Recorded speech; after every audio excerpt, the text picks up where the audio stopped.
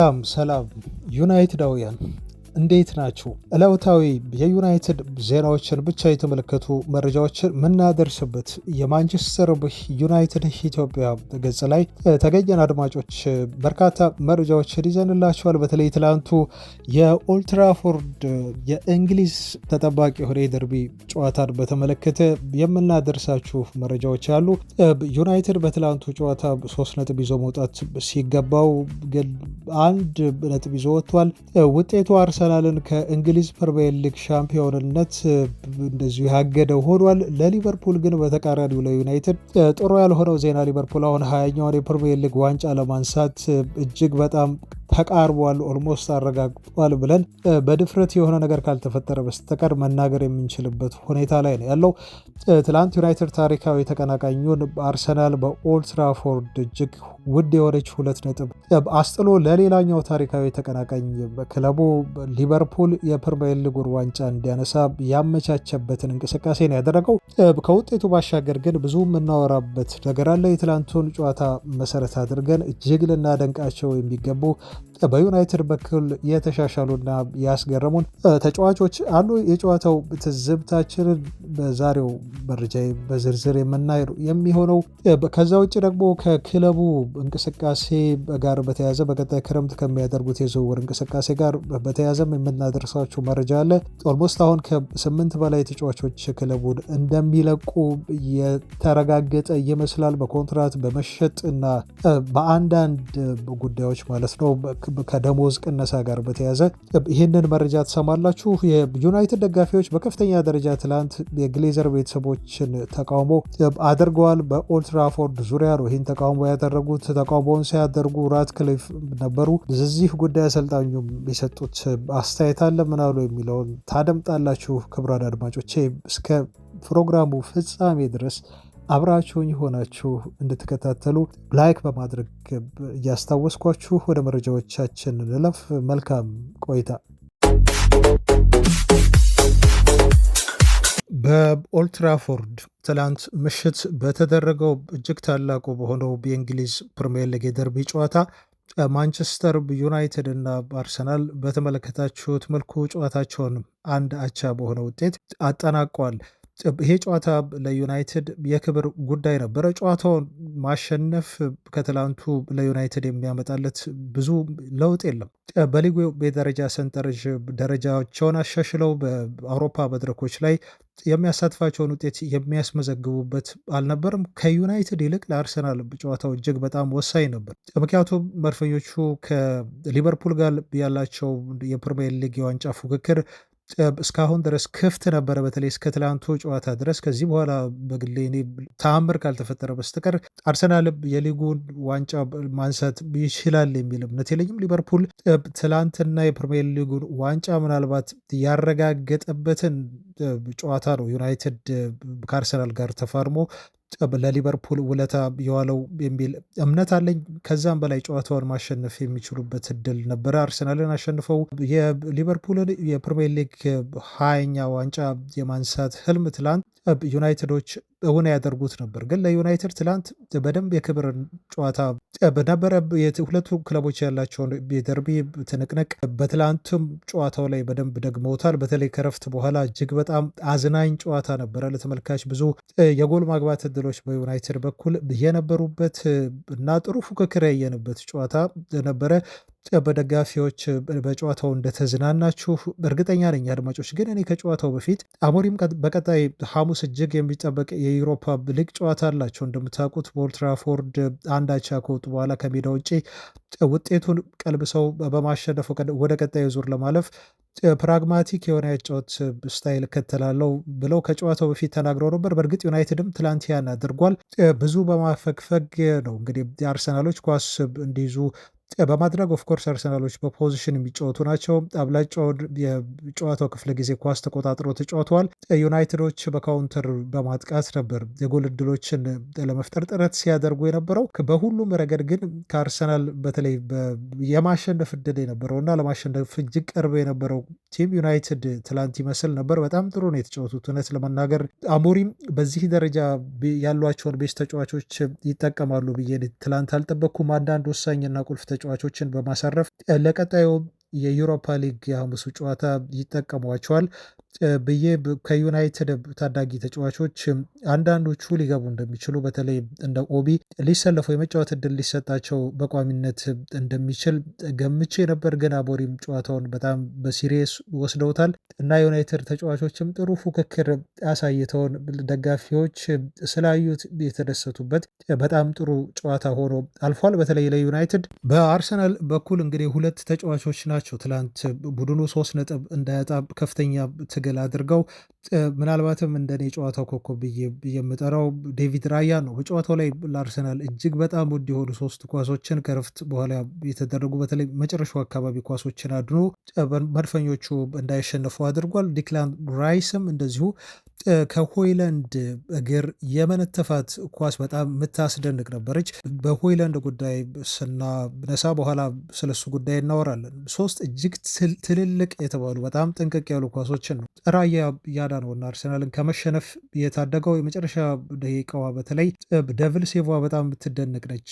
ተጫዋቹ ያደረጋት ትላንት ዩናይትድ 100% ማሸነፍ ነበረበት። ከነበራቸው የጎል ማስቆጠር እድል አንጻር ዩናይትዶች በሰፊ ጎል ልዩነት ማሸነፍ የሚችሉት ጨዋታ ነበር። ፖዚሽኑን ወደ ጎን ብለን ማለት ነው። የአርሰናል ብዙ ፖዚሽን መያዝ በአሞሪም ስር አሁን ዩናይትድ በተከታታይ 2 ጥሩ ጨዋታዎችን አድርጓል ብለን በድፍረት መናገር እንችላለን። የሶሲዳዱ ጨዋታ እጅግ ጥሩ የሆነውን ዩናይትድ ያየንበት ነበረ።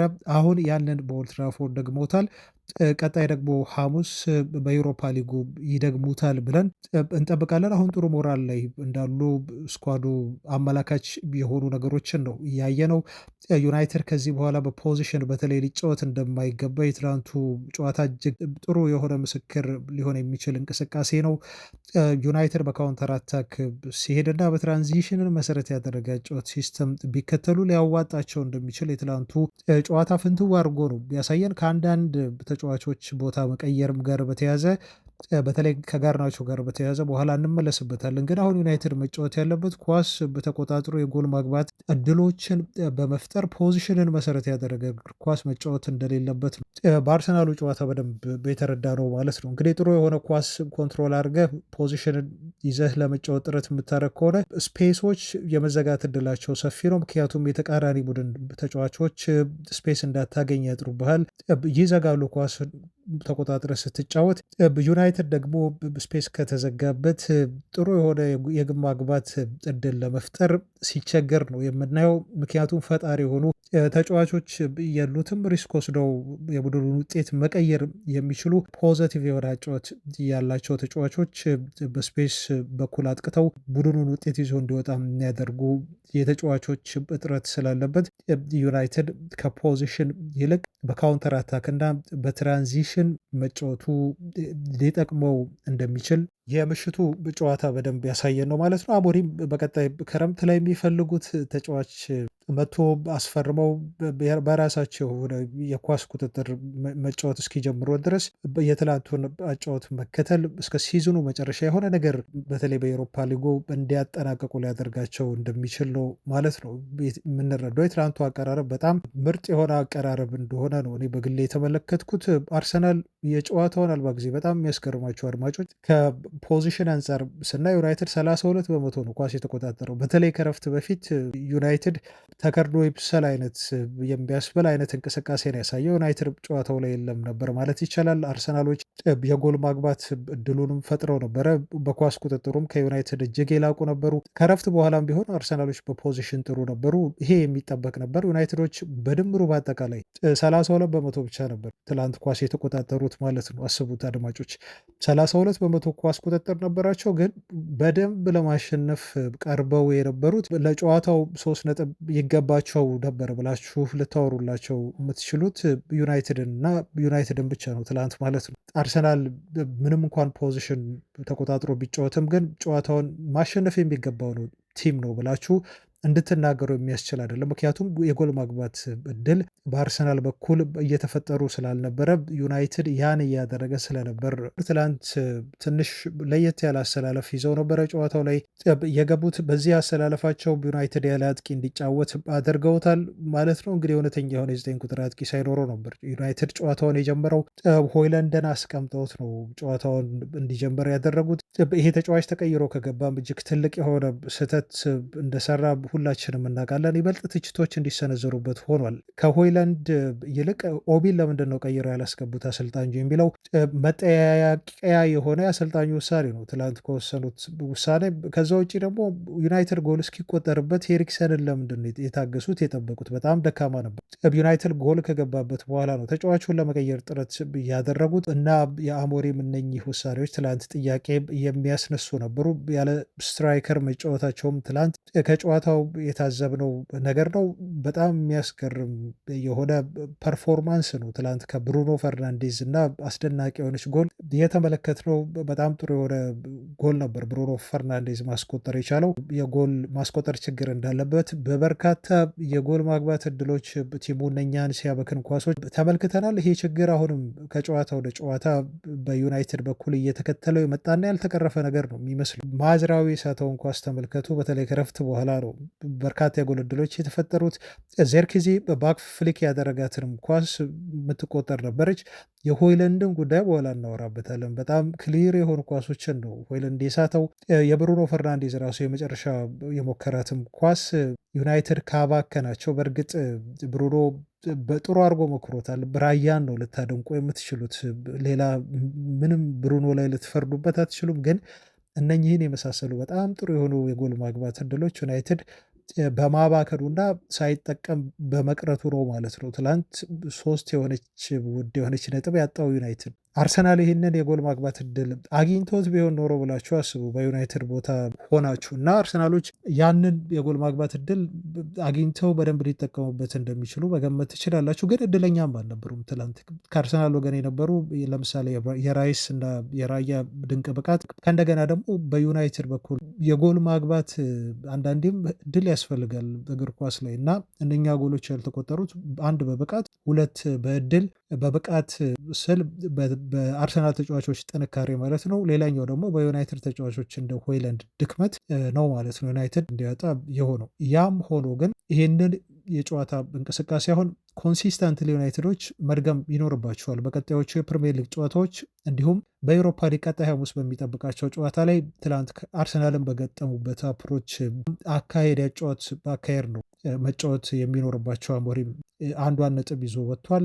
ያም ፖዘቲቭ ነው። በተለይ አለመሸነፋቸው በራሱ ለቀጣዩ የአውሮፓ ሊግ ጨዋታ አይምሮ ጥንካሬ ይዘው እንዲገቡና ሶሲዳድን በማሸነፍ ወደ ቀጣይ ዙር እንዲያልፉ ሊረዳቸው ይችላል። በደጋፊያቸው ፊት ነው የሚጫወቱት። ብዙ የጎል ማግባት እድሎችን ከፈጠሩ በቀጣዩ የሐሙስ ጨዋታውን አሸንፈው ወደ ቀጣይ ዙር የሚያልፉበት ድል ሰፊ ስለሚሆን የትላንቱ እንቅስቃሴያቸው ይረዳቸዋል ብለን ነው የምናስበው። ብሩኖ ፈርናንዴስ ግን ይህን ተጫዋች ሳናደንቅ ማለፍ ንፉግነት ነው የሚሆነው። አድማጮች ጎሏን ያስቆጠረው ተጫዋቹ ከ11.2 ያርድ ነው ተብሏል። ዳኛው ትንሽ ስህተት ሰርተዋል ሲቆጥሩ።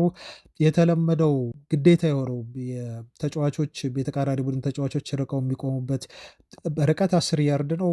ዳኛው ግን 11.2 ያርድ ነው አርቀው ያርሰናል ተጫዋቾችን እንዲቆሙ ያደረጉት ብለው አንዳንድ ሰዎች ሲከራከሩ አይቻሉ። አድማጮች ያው ብሩኖ ጎሉን እንዲያስቆጥር ይሄ ነገር ረዳው ለማለት ነው።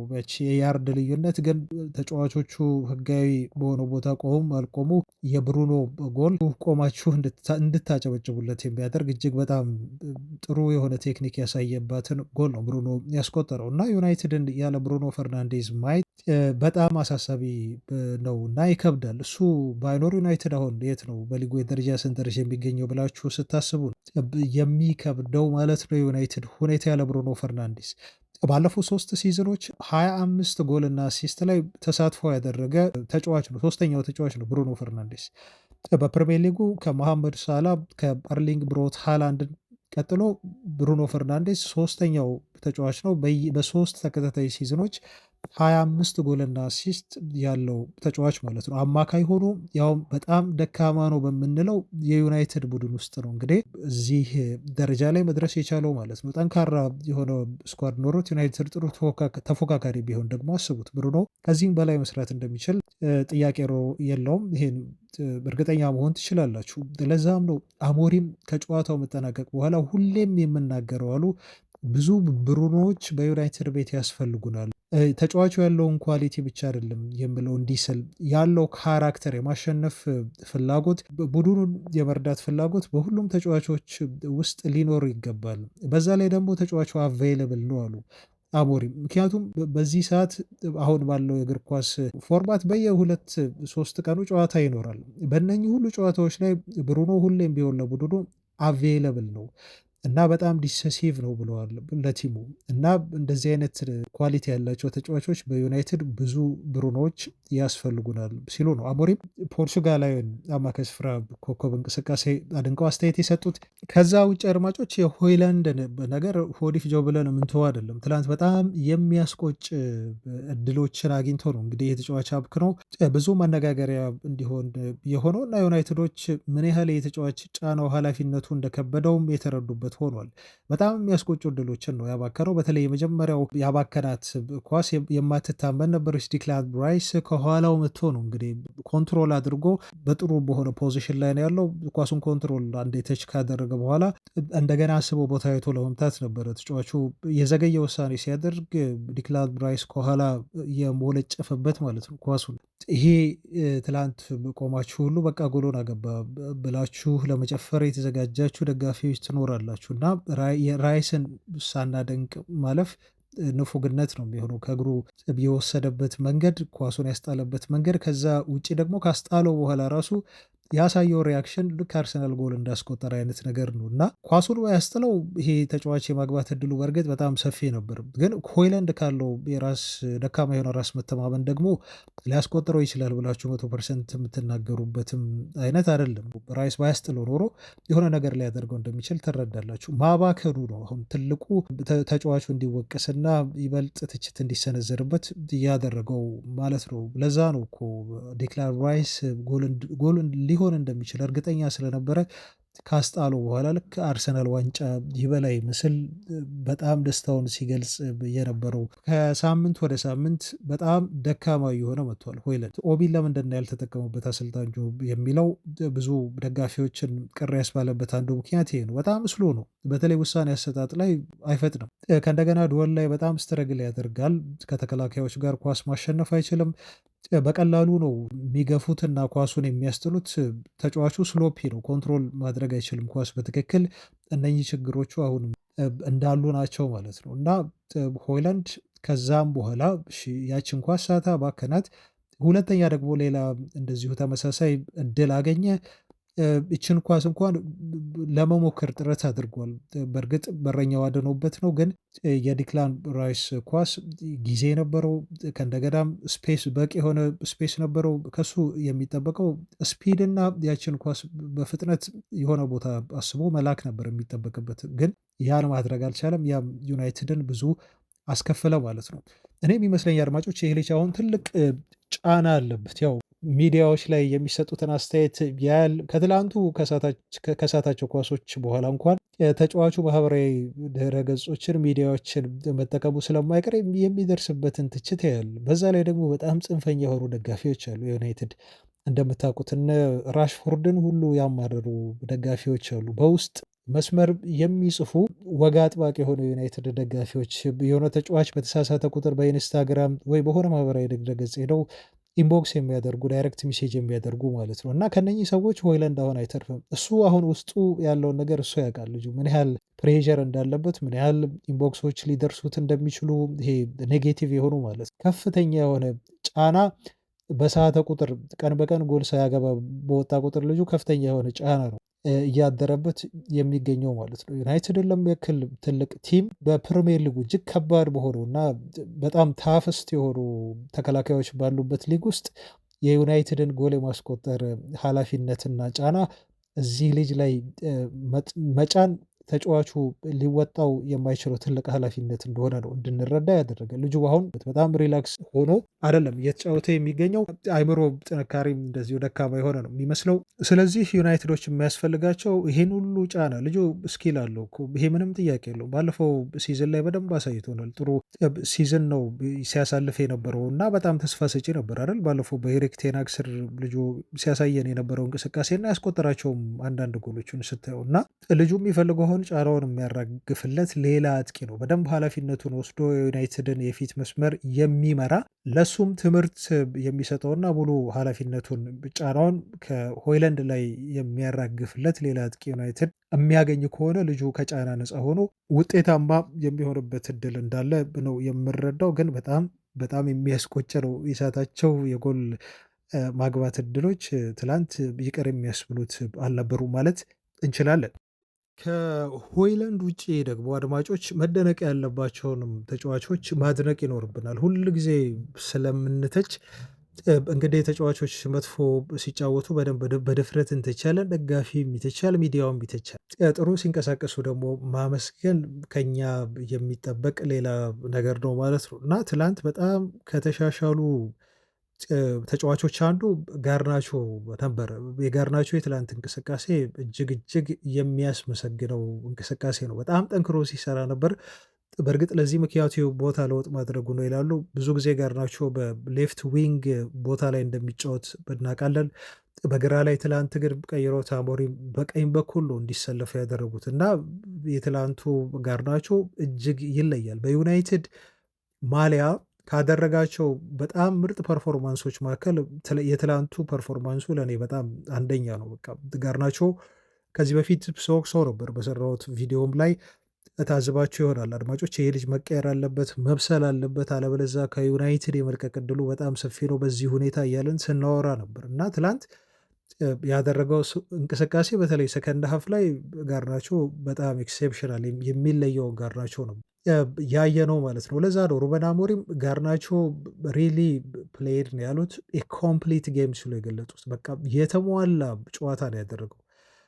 ለቲሙ ምንም አይነት ስህተቶችን አልሰራም። የጎል ማግባት እድሎችን በደንብ ሲፈጠር ነበር። ጋርናቾ ትላንት ያስገረመኝ ሰልፊሽነቱን ሁሉ ትቶ ነበር። አይታችሁት ከሆነ በቀኝ ክንፍ በኩል እየሰበረ ገብቶ እንደዚህ እንደ ከዚህ ቀድሞ ራሴ መትቼ ሞክሬ ጎል አስቆጠረ የሚል አይነት ሰልፊሽነት አላየሁበትም። ትላንት ለቲሙ ነበር ሲጫወት የነበረው፣ ከቲሙ ጋር ነበር ሲጫወት የነበረው እና ሲጥል ነበር ቦክስ ውስጥ በጣም አደገኛ የሆኑ ቦታዎች ላይ ሲጥላቸው ነበሩ። ዩናይትድ ተጫዋቾች አልተጠቀሙበትም እንጂ እና እንደዚህ አይነቱ ጋርናቾ አይደለም 60 ሚሊዮን ፓውንድ ይምጣ 100 ሚሊዮን ፓውንድ ቢመጣ ዩናይትድ ላይሸጠው ይችላል። በትላንት የረፍት በኋላ ብቃቱ ተጫዋቹ የሚቀጥል ከሆነ ከዚህ በኋላ ከዩናይትድ መሸጥ ከሌለባቸው ተጫዋቾች መካከል አንዱ እሱ ነው የሚሆነው። ምን ያህል ጠቃሚ እንደሚሆን ልጁ ለዩናይትድ አስቡት እና አሰልጣኙ ከዚህ በኋላ ተጫዋቹን በቀኝ ቦታ ላይ መጠቀም እንዳለባቸው ነው ትላንት ያሳያቸው በደንብ ማለት ነው። የቀድሞ አርሰናል ሌጀንድ ኢያን ራይት ሁሉ ሳይቀር ጋርናቾ ችግር ሲፈጥርብን ነበር ሲል ነው ትላንት ያቦካሸው። የቡድኑ ፎካል ፖይንት ነበር ብሏል። ሁሉም ችግሮች ሲመጡ የነበሩት አርሰናል ላይ በሱ በኩል ነው። ይሄ ተጫዋች በጣም አደገኛ ተጫዋች ሆኖብን ነበር ሲል ነው በዚህ መልኩ ያደነቀው ማለት ነው። አንድ ደጋፊ እንዲህ ብሏል፣ ለክሬዲት ዌር ኢት ኢዝ ዲው ሲል ነው የተናገረው። እንግዲህ በደንብ መመስገን የሚገባውን ማመስገን ይኖርብናል ሲል ነው አድናቆቱን የቸረው። ሌላኛው ደጋፊ እንዲህ ብሎ ትዊት አድርጓል። ጋርናቾ በልቡ እስክትፈነዳ ድረስ ነው የተጫወተው። በጣም ከልቡ ነበር ትላንት ሲጫወት የነበረው። ጥሩ ጨዋታም አድርጓል። ሜዳ ላይ ካየናቸው ከምርጥ ተጫዋቾች መካከል ከብሩኖ ጋር አንዱ እሱ ነበር ሲል ነው ያደነቀው። አንዱ ደግሞ እባክህ ጋርናቾ በራይት ዊንግ ቦታ ላይ መጫወትህን ቀጥል ሲል ነው እንደዚሁ የለመነው ማለት ነው። ሌፍት ዊንግ ቦታ ላይ ከዚህ በኋላ ሁለተኛ ስትጫወት ላይ አልፈልግም ሲል አስተያየቱን አክሏል። ሌላኛው ደጋፊ ደግሞ ጋርናቾ በቀኝ በኩል ሊቆይ ይገባል እና እዛ ቦታ ላይ ነው ተጫዋቹ ምርጥ ፖዚሽኑ፣ ከዛ ቦታ ሲሮጥ አደጋ መፍጠር ይችላል ሲል ነው አስተያየት የሰጠው በእግር ኳስ እድሜው በጣም ምርጡን ጨዋታ ያደረገው ትላንት ነው ሲል ነው አንድ ደጋፊም እንዲሁ ያደነቀው ማለት ነው። እና ይሄ ተጫዋች መጫወት ያለበት ከዚህ በኋላ በቀኝ ክንፍ ቦታ ላይ ብቻ ነው ሲልም እንዲሁ አሰልጣኙ እዛ ቦታ ላይ እንዳይጫወቱት አስተያየቱን ሰጥቷል። ካልሲው ሁሉ እስኪቀደድ ነው ሲሮጥ የነበረው በሚል ነው ያደነቀው ማለት ነው።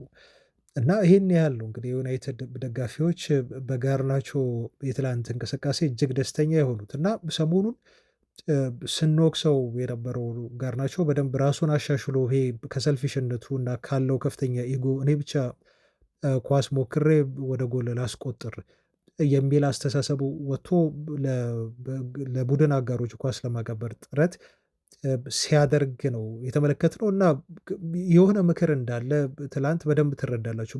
በተጫዋቹ በኩል የመለወጥ አይነት መንፈስ፣ ለቡድን የመጫወት መንፈስ ማለት ነው። ለዛ ነው እንግዲህ በርካታ የዩናይትድ ደጋፊዎች እያመሰገኑት ልጁን። አሞሪም በቀጣዩ ጨዋታዎች ላይ ግን ተጫዋቹን በራይት ዊንግ ቦታ ላይ እንዲያጫውተው ፕሊስ እያሉ ሁሉ ደጋፊዎች ልመና ያቀረቡት ማለት ነው። ከጋርናቾ ውጪ ደግሞ ሄቨንን ሳናመሰግን እንዲሁ መውጣት የለብንም አድማጮች። ይሄ ልጅ ከአርሰናል ነው የፈረመው። እንደምታውቁት አርሰናሎች ለዚህ ተጫዋች ከዩናይትድ የተሻለ ኮንትራት ሰጥተው አሳምነው በክለባቸው ላይ ያቆዩት አልቻሉም። ይሄ ልጅ ዩናይትድ ከአርሰናል ሲያስፈርመው 1 ሚሊዮን ፓውንድ ብቻ ነው ተጫዋቹ ላይ ያወጣበት። ትላንት ዮሮ ጥሩ ነበር፣ ጥሩ ሲንቀሳቀስ ነበር ተጎድቶ እስኪቀይር ድረስ በዩሮ ተቀይሮ 45ቷን ደቂቃ በተጫወተባት ሰዓት ግን ተጫዋቹ በጣም ጥሩ የሆነ እንቅስቃሴ፣ በጣም ተስፋ ሰጪ የሆነ እንቅስቃሴ አሳይቶ ነው የወጣው እና ብዙዎች አድንቀውታል። አንድ ታክል ወርዷል። 2 ኢንተርሴፕሽን ነው ያደረገው። 3 ክሊራንስ ፈጽሟል። ኤሪያል ዱወል እንዲሁ አንድ አሸንፏል። ግራውንድ ዱወል ደግሞ ከ3 2 አሸንፏል ማለት ነው። በዚህ በ18 ዓመቱ የነበረውን ተስፋ ሰጪ የሆነ እንቅስቃሴ ትላንት በደንብ ነው ያሳየን ማለት ነው። በፕሪሚየር ሊጉ የመጀመሪያ ጨዋታውን ነው ያደረገው። በዛ ላይ ደግሞ የቀድሞ ክለቡን አርሰናልን ነው ትላንት የገጠመው። ከሊክሳንድሮ ማርቲኔዝ ጉዳት በኋላ የተጫዋች እዛች ቦታ ላይ ይሄ ሌፍት ሴንተር ባክ ቦታውን በደንብ ሊቆጣጠር እንደሚችል ነው በደንብ ያሳየው። አርቴታም ተጫዋቹን ትላንት ከተመለከተው በኋላ ለዩናይትድ አሳልፎ በመስጠቱ እንደሚጸጸት ነው እንግዲህ ምንም ጥያቄ የሌለው። በተለይ ማርቲኔሊ ተቀይሮ ከገባ በኋላ በሱ በኩል ችግር ሊፈጥርበት ጥረት አድርጎ ነበር፣ ግን ማርቲኔሊን ኮንትሮል ያደረገበት በእንቅስቃሴው ነው እንግዲህ እንዲደነቅ ያደረገው። ከዛ ውጪ ዩናይትድ በማጥቃት እንቅስቃሴ ወደፊት ሲሸጋገር ተጫዋቹ የነበረው ሚና በጣም ጥሩ ነበር እና የተቃራኒ ቡድን የአርሰናል ተጫዋቾች ደግሞ ዩናይትድን ለማጥቃት ሲንቀሳቀሱም የሚገባቸው ታክሎች እና ሊያቆም ጥረት የሚያደርግበት መንገድ ይሄን ተጫዋች እንዲመሰገን ከትላንቱ ጨዋታ በኋላ አስችሎታል ማለት ነው። ለዛ ነው ሩበን አሞሪም ከጨዋታው በኋላ ለየት ያለ አስተያየት የሰጡበት። ስለዚህ ተጫዋች አስታውሱት ይሄን ስም ብለዋል። ብዙ ጊዜ ፈረንጆች ሲያደንቁ ነው ሪሜምበር ዘኔም ብለው ይጠራሉ አይደል? ይሄን ልጅ አስታውሱት ወደፊት ኮከብ ይሆናል ማለት ሲፈልጉ በዛ ቶን ነው አድናቆት የቸሩት። ሪሜምበር ዘኔም ኤይደን ሄቨን በሚል አሞሪም ቃለ ምልልሳቸውን በዚህ መልኩ በአድናቆት ጀመሩ። ይህን ተጫዋች አግኝተናል፣ አንድ ተጫዋች አግኝተናል። ያም ተጫዋች እውነተኛ የሆነ ሪያል የሆነ ተጫዋች ነው። ትላንት በጣም ካልም ነበር፣ ተረጋግቶ ነው ሲጫወት የነበረው። በጣም ሪላክስ አድርጎ ነበር። አንዳንዴ ሪላክስ ማድረጉ ራሱ ኦቨር የሆነ ሪላክስ ነበር ሲሉ ነው አሞሪም የገለጹት። በጣም ጥሩ ተንቀሳቅሷል፣ ኮምፈርተብል ነበር ከኳሱ ጋር ሲሉ አድንቀውታል። አግሬሲቭ መሆን ሲያስፈልገውም በጣም አግሬሲቭ ነበረ። በዛሬው ጨዋታ ላይ በጣም ጥሩ ጥሩ እንቅስቃሴ አድርጓል ሲሉ አድንቀውታል ማለት ነው አሞሪም። በዚህ መልኩ ልጁን ፍራንክፈርት የጀርመኑ ክለብ ሊወስደው ዩናይትድ ከመፈረሙ በፊት በጣም ጥሩ የሚባል ኮንትራት አቅርቦለት ነበር።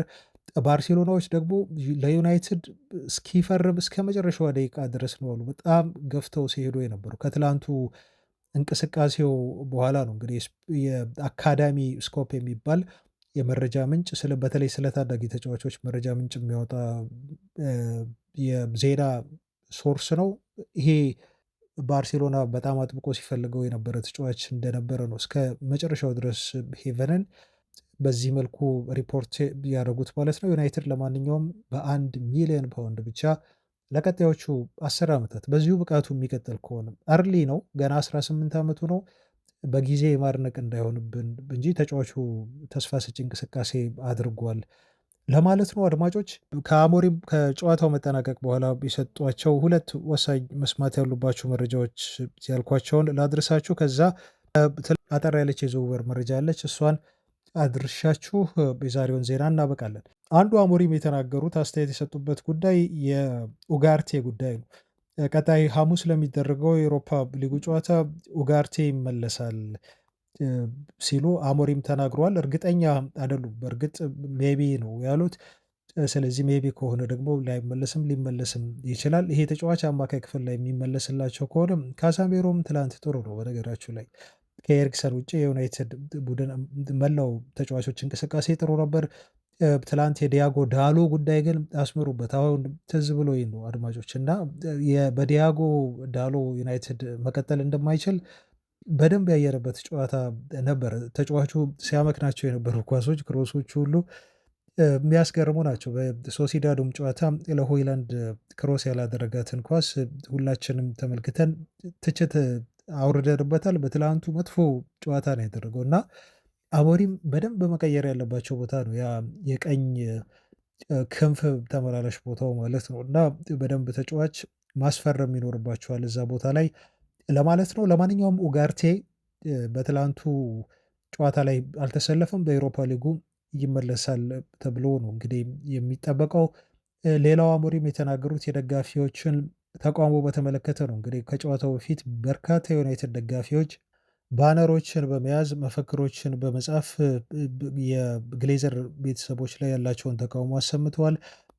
በስቴዲየምም ነበሩ የክለቡ ጥምር ባለቤት የሆኑት ራትክሊፍ ተገኝተው ጨዋታውን ተከታትለውታል እና በደንብ የታዘቡ ነው የሚመስለው ዩናይትዶች ምን ያህል ጥላቻ እንዳላቸው ለግሌዘር ቤተሰቦች። ሩበን አሞሪም በዚህ ጉዳይ ሲጠየቁ አንድ ነገር ልናገር ብለው ሲመልሱ ዩናይትድ ዊል ኔቨር ዳይ ብለው ነው እንግዲህ ጥር ባለች መልኩ የመለሱት ማለት ነው። ያው ዩናይትድ መቼም ቢሆን አይሞትም አይነት ምላሽ በደጋፊዎች ተቃውሞ ዙሪያ በዚህ መልኩ አስተያየታቸውን ሰጥተዋል።